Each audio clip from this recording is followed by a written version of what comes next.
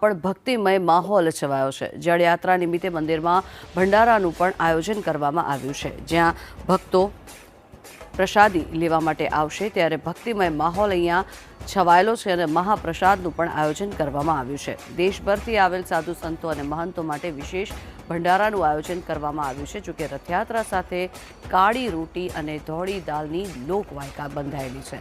ભંડારામાં ભગવાનના અતિ પ્રિય માલપુઆનો પણ પ્રસાદ મળી રહે છે।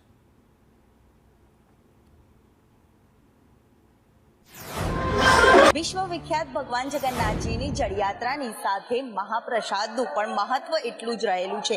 કહેવાય છે ને કે જગન્નાથ યાત્રાની સાથે સાથે ધોળી દાળ કાળી રોટીની એક કહેવત પણ અહીંયા સાર્થક થતી હોય છે અને દરરોજ અહીંયા અનેક ભાવિક ભક્તોનો ભંડારો પણ યોજાતો હોય છે। ત્યારે કાશી, મથુરા, વૃંદાવનથી આવેલા અનેક સાધુ સંતો છે જે આજે આ જળયાત્રાના દિવસે મહાપ્રસાદીનો ભાગ લેતા હોય છે અને માલપુલાની સાથે ખીરનું પણ વિતરણ છે તે કરવામાં આવતું હોય છે અને એ જ વાસ્તવિકતા સાથે ભગવાન જગન્નાથજીની પુરીમાં પણ આ જ પ્રસાદનું વિતરણ થઈને ભક્તો છે તે ધન્યતા અનુભવતા હોય છે અને આજના દિવસે આ પ્રસાદનો લાહવો લેવાનું ભક્તો ક્યારેય ચૂકતા નથી અને હજારોની સંખ્યામાં અહીંયા તમામ લોકો જમી શકે તે માટેનું અન્ન ક્ષેત્ર પણ શરૂ કરવામાં આવ્યું છે। ત્યારે અહીંયા જગન્નાથ મંદિરમાં જે એક આગવી ઓળખ રહેલી છે અને આ જ કહેવતને આજે આ ભંડારામાં સાર્થક થતી નજરે પડે છે।